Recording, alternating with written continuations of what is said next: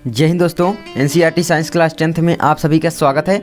आज हम देखेंगे प्रकाश का अपवर्तन क्या होता है। देखिए, प्रकाश का अपवर्तन तो हम समझ चुके हैं, प्रकाश के अपवर्तन के नियम समझ चुके हैं, आपको पिछली वीडियो में हमने बता दिया था। आज हम जानेंगे सापेक्ष अपवर्तनांक क्या होते हैं, निरपेक्ष अपवर्तनांक क्या होते हैं, ये सब जानेंगे। सबसे पहले आप थोड़ा रिवीजन कर लीजिए कि भाई प्रकाश का अपवर्तन क्या होता है। आपने पढ़ा होगा प्रकाश का परावर्तन। प्रकाश का परावर्तन का मतलब है प्रकाश किसी चिकने व चमकदार पृष्ठ से टकरा कर उसी माध्यम में वापस लौट जाना। मतलब कि क्या है कि प्रकाश जिस माध्यम से आ रहा है अगर वो टकरा कर वापस लौट जाता है तो उसे हम परावर्तन कहते थे। लेकिन अपवर्तन के संदर्भ में आप क्या कहेंगे कि भाई प्रकाश अपने मार्ग से थोड़ा विचलित हो जाता है, यानी मुड़ जाता है, उसको हम अपवर्तन कहते हैं। अपवर्तन का मतलब ही हो जाता है विचलित होना। ठीक है, तो बस कि जब प्रकाश किसी एक समान माध्यम से दूसरे माध्यम में प्रवेश करता है तो अपने मार्ग से विचलित हो जाता है। अब इसका मतलब ये है कि या तो अभिलंब से की ओर भागेगा या तो अभिलंब से दूर भागेगा। बस ये आपका प्रकाश का अपवर्तन हो जाता है। और इसमें से जो कोण बनता है वो आपका आपतन कोण और अपवर्तन कोण बन जाता है। ये आपका आपतन कोण हुआ, ये आपका अपवर्तन कोण हुआ।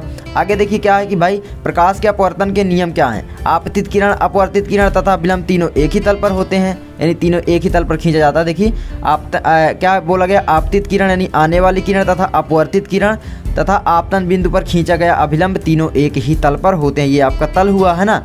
अब देखिए दूसरा क्या है, किन्हीं दो माध्यमों के बीच अपवर्तन में एक वर्णी प्रकाश के लिए, एक वर्णी का मतलब है जब एक प्रकाश की किरण कोई आ रही हो, एक वर्णी प्रकाश के लिए क्या बोला गया, एक वर्णी प्रकाश के लिए आपतन कोण की ज्या यानी साइन आई तथा आपतन कोण की ज्या साइन आर, ठीक है, परस्पर समानुपाती होते हैं, यानी sine i by sine r आपका इक्वल होते हैं। इसलिए स्नेल का नियम भी कहते हैं साइन आई आपका इक्वल होते हैं साइन आर के, यानी अतः अब हम लिख सकते हैं कि sine i by sine r equal to आपका यन। यन क्या है भाई, आपका अपवर्तनांक नियतांक है। ठीक है, तो आपका ये हो जाता है।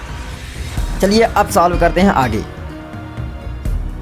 तो अब यहाँ पर आप देखिए थोड़ा प्रकाश का अपवर्तन के संदर्भ में एक सबसे महत्वपूर्ण बात होती है कि यदि प्रकाश की किरण विरल माध्यम से सघन माध्यम में जा रही है तो वह अभिलंब की ओर झुकती है। यदि सघन माध्यम से विरल माध्यम में जा रही होती है तो वह अभिलंब से दूर हटती है। इसका मतलब क्या हुआ, अभी हम आपको बताते हैं।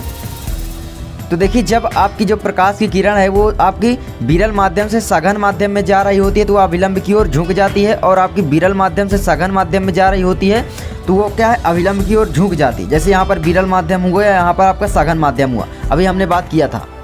ठीक है, तो यहाँ पर आपका क्या है भाई, विरल माध्यम मान लीजिए यहाँ पर हवा हो गया या निर्वात ले सकते हैं, निर्वात सबसे विरल माध्यम है।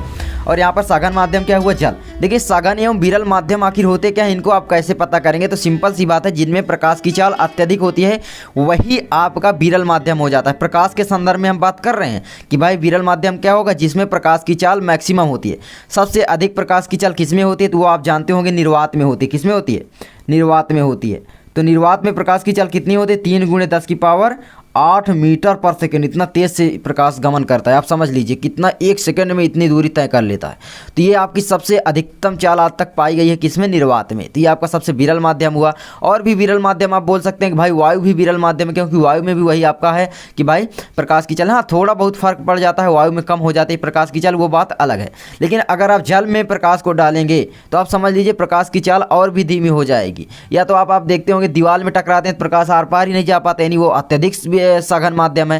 तो इस तरीके से आपका सघन एवं विरल माध्यम से डिफाइन किया जा सकता है कि भाई सघन माध्यम वो होता है जिसमें प्रकाश की चाल कम होती है, तथा विरल माध्यम वो होता है जिसमें प्रकाश की चाल अधिक होती है, यानी उससे अधिक होती है उसके कंपेरिजन में। ठीक है, तो ये आपका हो गया सघन और विरल माध्यम। अब क्या बोला गया है कि भाई जब प्रकाश किसी विरल माध्यम से, आपका ये निर्वात है, हवा है, विरल माध्यम से सघन माध्यम में प्रवेश करता है तो वह अपने अभिलंब की ओर झुक जाता है। क्या करता है, अभिलंब हम जो खींचे यहाँ पर सीधी लाइन, अभिलंब क्या होती है भाई, आपकी सीधी लाइन होती है। ठीक है, इसके ओर झुक जाता है अभिलंब की ओर। और यहाँ पर देखिए जब हम इधर से इधर भेजेंगे प्रकाश, मान लीजिए इधर से अगर हम भेज रहे हैं प्रकाश इस तरीके से, ठीक है, यहाँ पर अगर मान लीजिए प्रकाश गया, ठीक है, उल्टा, अगर हम सघन माध्यम से विरल माध्यम में जाएंगे तो ये आपका ऐसे हो जाएगा, मतलब इधर को अभिलंब से दूर थोड़ा भाग जाएगा। मतलब ये कोण आपका थोड़ा, और ये कोण जो बनेगा, ये कोण आपका ज़्यादा होगा, ये कोण आपका कम होगा। यानी अगर हम मान लें यहाँ पर आई और ये आपका आर हुआ तो यहाँ पर आई आपका जो है छोटा होगा आर से। ठीक है, इस तरीके से आपका होगा। एक कंडीशन और भी हो सकती है कि भाई जब हम इसको ऐसे करेंगे, देखिए एक समय ऐसा आएगा जब हम इसको अगर प्रकाश को ऐसे गमन करवाते हैं, ऐसे गमन अगर करवा दें, ठीक है, ऐसे, तो ये आपका यही रेखा से जाकर गमन करने लगेगा। ये आपका पूर्ण आंतरिक परावर्तन होता है, वो हम आपको बाद में चर्चा करेंगे। ठीक है, तो इस तरीके से कुछ आपका प्रकाश का अपवर्तन होता है। चलिए आगे देखते हैं। तो यहाँ पर आपने देख लिया कि भाई प्रकाश क्या होता है कि यदि प्रकाश की किरण विरल माध्यम से सघन माध्यम में जा रही होती है तो वह अभिलंब की ओर झुकती है। देखिए यहाँ पर विरल और सघन माध्यम, जैसे मान लीजिए यहाँ पर एक कोई माध्यम है, यहाँ पर कुछ भरा हुआ है, ठीक है, एक माध्यम में मान लीजिए जल भरा हुआ है, यहाँ पर तालाब भरा हुआ है, यहाँ पर कोई किरण पड़ रही है, मान लीजिए वायु से होती हुई किरण आ रही है, यहाँ पर इस तरीके से आएगी, तो ये क्या करेगी भाई, यहाँ पर अगर नीचे जाएगी तो ये सीधी ना जाएगी, ऐसे सीधी नहीं जाएगी, ठीक है, इस तरीके से यहाँ पर पड़ेगी और ये थोड़ा सा इस तरीके से कुछ झुक जाएगी, इस तरीके से किरण क्या, मेन किरण क्या हो जाएगी, ये वाली, ठीक है, ये आपकी हो जाएगी, ये आपकी आभासी मान लीजिए लाइन हो जाएगी। और यहीं से आप एक अभिलंब खींच सकते हैं, सीधी एकदम सीधी रेखा आप इस तरीके से खींच देंगे, 90 डिग्री बनाती हो गई तो अभिलंब हो जाएगी। तो ये आपका आपतन कोण हो गया, ये आपका अपवर्तन कोण यहाँ से हो गया, है ना, तो ये आपका, लेकिन यहाँ से यहाँ तक का कोण बराबर हो, लेकिन देखिए ये कोण आपका कम हो जाता है, ठीक है, तो ये आपका अभिलंब की ओर क्या झुक जाता है, तो ये आपका हो जाता है। लेकिन अगर मान लीजिए इधर पानी भरा है, इधर आपका वायु है, वायु में भेजना है, तो अगर इधर से भेज रहे हैं इस तरीके से प्रकाश जाएगा और अभिलंब से थोड़ा दूर हट जाएगा, यानी इधर घूम जाएगा। देखिए सीधी रेखा में जाता है लेकिन जहाँ से टकराएगा, लेकिन यहाँ पर थोड़ा बनाने में दिक्कत हो जाती है हाथ से, ठीक है, तो इस तरीके से हो जाता है। तो आई होप आप बहुत अच्छे से समझ गए होंगे। चलिए आगे देखते हैं कि भाई आपका सापेक्ष अपवर्तनांक और यहाँ पर निरपेक्ष अपवर्तनांक आखिर क्या होता है, ठीक है, निरपेक्ष और सापेक्ष अपवर्तनांक होते क्या हैं।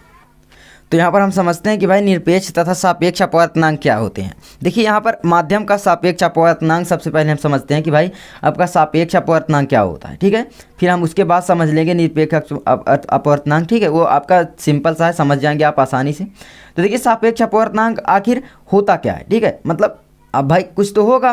देखिए सबसे पहले आप ये समझिए कि अपवर्तनांक क्या होता है। आप समझ रहे हैं किरण जब जा रही है, दूसरी किरण जब मुड़ जा रही है, वही आपका अपवर्तन है, मतलब आपका जो किरण मुड़ जा रही है ना, तो ये आपका हो जाता है। तो देखिए अगर हम मान लीजिए कोई माध्यम ले लेते हैं, सबसे पहला माध्यम हम वायु ले लेते हैं, ठीक है, वायु यहाँ पर वायु है, हमने यहाँ पर बनाया भी था, और यहाँ पर मान लेते हैं जल, दूसरा माध्यम हम ले लेते हैं जल, ठीक है, जल, ये आपका क्या है, जल भरा हुआ है, ठीक है, यहाँ पर मान लीजिए सपोज कीजिए जल यहाँ पर टैंक में भरा हुआ है। अब क्या होगा भाई, वायु से आता हुआ प्रकाश पहला आपका यह माध्यम, यानी आपका पहला माध्यम 1 है और ये आपका दूसरा माध्यम है। यहाँ से जब किरणें आएंगी अभिलंब की ओर थोड़ा सा झुक जाएंगे और ये आपका सीधी लाइन बनाएंगे, है ना, इस तरीके से।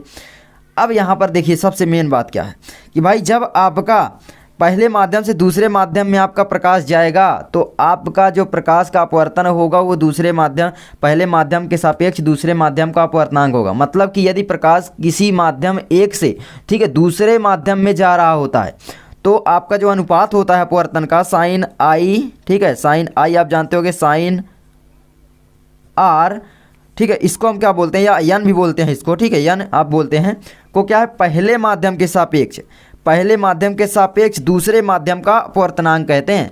क्या है भाई, इसको हम पहले माध्यम के सापेक्ष दूसरे माध्यम का अपवर्तनांक कहते हैं। आपको समझ में नहीं आया होगा ना, लेकिन देखिए फिर से समझ लीजिए थोड़ा सा कि आपका जब पहला माध्यम है और ये दूसरा, ठीक है, तो यहाँ पर पहले माध्यम से प्रकाश जा रहा है, दूसरे माध्यम में प्रवेश कर रहा है। मतलब पहला माध्यम आपका क्या है भाई, आपका पहला माध्यम है मान लीजिए वायु, तो यहाँ पर N1 लिख सकते हैं, N1 से आपका प्रकाश जा रहा है, N12 मतलब 1 से 2 में जा रहा है ना, N1 2 लिख सकते हैं, ठीक है। तो इस तरीके से इसको हम लिख सकते हैं कि भाई साइन आई, ठीक है, upon sine r equal to आपका होगा N12, या आप लिख सकते हैं, या आप इसको लिख सकते हैं, देखिए इसको और भी मतलब एक नाम लिख सकते हैं कि भाई 1N2, इस तरीके से भी लिख सकते हैं, ठीक है, वो आप किसी भी तरीके से, मतलब कि आपका प्रकाश पहले माध्यम से दूसरे माध्यम में जा रहा है। तो यदि अगर आपका प्रकाश पहले माध्यम से दूसरे माध्यम में जा रहा होता है तो अनुपात जो होता है आपका, यानी sine i by sine r, ठीक है, को पहले माध्यम के सापेक्ष दूसरे माध्यम का अपवर्तनांक कहते हैं। मतलब पहले माध्यम के सापेक्ष आपका दूसरे माध्यम का अपवर्तनांक होगा। अपवर्तनांक किसका होगा, दूसरे माध्यम का, लेकिन किसके सापेक्ष, पहले माध्यम के सापेक्ष। तो देखिए यहाँ पर अब चलिए एक फार्मूला थोड़ा सा है, उसको आप थोड़ा सा अगर आप चाहें तो लिख सकते हैं, ठीक है। तो अब हम एग्जाम्पल लेते हैं और आप आसानी से समझ जाएंगे। देखिए यदि पहला माध्यम हमारा जल हो, क्या है, पहला माध्यम हमारा वाटर है, यानी W से हम इसको दर्शा सकते हैं, वाटर है, तथा दूसरा माध्यम आपका कांच हो, तो हम इसको अभी आपको बताया कैसे लिख सकते हैं कि भाई N1 जो है 2 लिख सकते हैं। भाई 1 से आपका प्रकाश 2 में जा रहा है, लेकिन इसको और भी कैसे दर्शा सकते हैं, जल को W से दर्शाते हैं तो हम W लिखेंगे कि मतलब W से आपका प्रकाश जा रहा है, वाटर से आपका प्रकाश जा रहा है, और अपवर्तन होगा किसमें भाई, आपका माध्यम दूसरे यानी कांच में। तो आप ग्लास कांच को बोलते हैं तो WNG लिख सकते हैं, या तो आप चाहें तो ठीक है, छोटा सा W और G लिख सकते हैं। इस तरीके से भी इसको हम दर्शा सकते हैं। तो इस तरीके से कुछ आपका अपवर्तनांक हो जाता है। ठीक है, तो आप यहाँ पर लिख सकते हैं कि भाई आपका जो अपवर्तनांक होता है, आप जानते होंगे n इक्वल टू होता है sine I by sine R। तो आपका साइन, जिसे स्नेल का नियम भी कहते हैं, sine I upon sine R, ठीक है, इक्वल टू आपका किसके होगा भाई, दोनों बराबर होंगे, आपका WN/G के बराबर होंगे। ठीक है, तो इस तरीके से आप कर लेना। अब देखिए अभी हमने लिखा था यहाँ पर 1n2, इसी तरह वहाँ पर n W से जा रहा है ग्लास में, तो इस तरीके से लिख सकते हैं। ठीक है, लेकिन हम इसको इस तरीके से भी लिख सकते हैं 1n2। ठीक है, इस तरीके से आपका हो जाता है। तो यहाँ पर आपका WNG क्या होगा भाई, WNG आपका जो होगा जल के सापेक्ष कांच का अपवर्तनांक होगा। मतलब कि आपका जल के सापेक्ष कांच का अपवर्तनांक होगा, जो आपका दूसरा माध्यम है उसका अपवर्तनांक होगा, यानी जल के सापेक्ष होगा। अभी हमने बताया था कि यदि प्रकाश किसी एक माध्यम से दूसरे माध्यम में प्रवेश करता है तो क्या होता है भाई, उसका अनुपात जो होता है sine I by sine R को पहले माध्यम के सापेक्ष दूसरे माध्यम का अपवर्तनांक कहते हैं। मतलब पहले माध्यम के सापेक्ष दूसरे माध्यम का अपवर्तनांक, यानी आपका ग्लास का अपवर्तनांक वाटर के सापेक्ष, तो आप लिख सकते हैं कि भाई पानी के सापेक्ष कांच का अपवर्तनांक क्या होगा, जल के सापेक्ष कांच का अपवर्तनांक हो जाएगा WNG। सिंपल सी बात है, sine I by sine R। ठीक, इस तरीके से।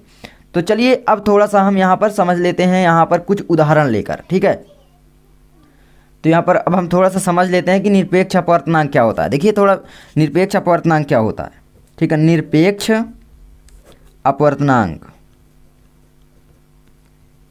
देखिए थोड़ा समझिए, राइटिंग नहीं बन रही है। देखिए निरपेक्ष अपवर्तनांक आखिर अब होता क्या है। यदि आपका पहला माध्यम क्या है, निर्वात यानी वैक्यूम हो। ठीक है, पहला माध्यम आपका मान लीजिए वैक्यूम है, या वायु नहीं मानेंगे, वैक्यूम निर्वात मानेंगे, वो आपका निरपेक्ष ही होता है। ठीक है, तो निर्वात के सापेक्ष किसी माध्यम के अपवर्तनांक को, मतलब पहला माध्यम आपका क्या है, पहला माध्यम आपका इक्वल टू आपका निर्वात हो गया। तो अब दूसरा माध्यम क्या हो जाएगा, दूसरा माध्यम आपका हो जाएगा कोई भी दूसरा चीज़ हो सकता है। ठीक है, मान लीजिए कांच ले लेते हैं। तो अब यहाँ पर बोल क्या रहा है, देखिए यदि पहला माध्यम निर्वात है, तो निर्वात के सापेक्ष किसी माध्यम के अपवर्तनांक को, निर्वात के सापेक्ष किसी माध्यम के अपवर्तनांक यानी कांच के अपवर्तनांक को, कांच का निरपेक्ष अपवर्तनांक हम बोलेंगे। निरपेक्ष अपवर्तनांक अगर आपसे पूछ ले कांच का निरपेक्ष अपवर्तनांक बताइए, तो आपको देना पड़ेगा कि भाई आपको निर्वात में लेना पड़ेगा। निर्वात सबसे पहला आपका होगा, पहला माध्यम होगा, दूसरा माध्यम आपका कांच होगा, तभी आपका निर्वात के सापेक्ष कांच का अपवर्तनांक बनेगा, है ना, अपवर्तनांक होगा। तो आप परिभाषा लिख सकते हैं कि यदि पहला माध्यम निर्वात हो तो निर्वात के सापेक्ष किसी माध्यम के अपवर्तनांक को, ठीक है, निर्वात के सापेक्ष किसी माध्यम के अपवर्तनांक को उस माध्यम का निरपेक्ष अपवर्तनांक कहते हैं। जैसे अगर बोल दे कि आपको कांच का अपवर्तनांक बताइए, तो निर्वात के सापेक्ष कांच का अपवर्तनांक लिखेंगे, फिर परिभाषा लिखेंगे कि यदि पहला माध्यम हमारा, मान लिया पहला माध्यम हमारा क्या है भाई, निर्वात है, तो हम निर्वात के सापेक्ष कांच का अपवर्तनांक निकाल लेंगे। तो अब यहाँ पर सिंपल सी बात है कि यहाँ पर थोड़ा समझ लीजिए कि आपका साइन I हो गया, साइन I आप जानते होंगे, साइन R हमने पिछली वीडियो में बताया था, साइन R आपका हो गया इक्वल टू आपका क्या हो जाएगा, NG बस लिख देंगे, यानी अपवर्तनांक ऑफ ग्लास का। ठीक है, यानी कांच का। ठीक है, इस तरीके से आप ले सकते हैं। मतलब निर्वात है, निरपेक्ष का मतलब कुछ मान ही नहीं है। ठीक है, निरपेक्ष है बिल्कुल, कांच का निरपेक्ष अपवर्तनांक हो गया, जहाँ पर यहाँ पर NG आपका ग्लास यानी कांच का निरपेक्ष अपवर्तनांक है, निरपेक्ष अपवर्तनांक है, लिख लेना। ठीक है, आप इस तरीके से लिख लेना, निरपेक्ष अपवर्तनांक है। ठीक है, इस तरीके से आप लिख लेना। आई होप आपको वीडियो थोड़ा अच्छी लगी होगी। मिलते हैं नेक्स्ट वीडियो में थोड़ा सा एक एग्जाम्पल के साथ, तब तक के लिए जय हिंद।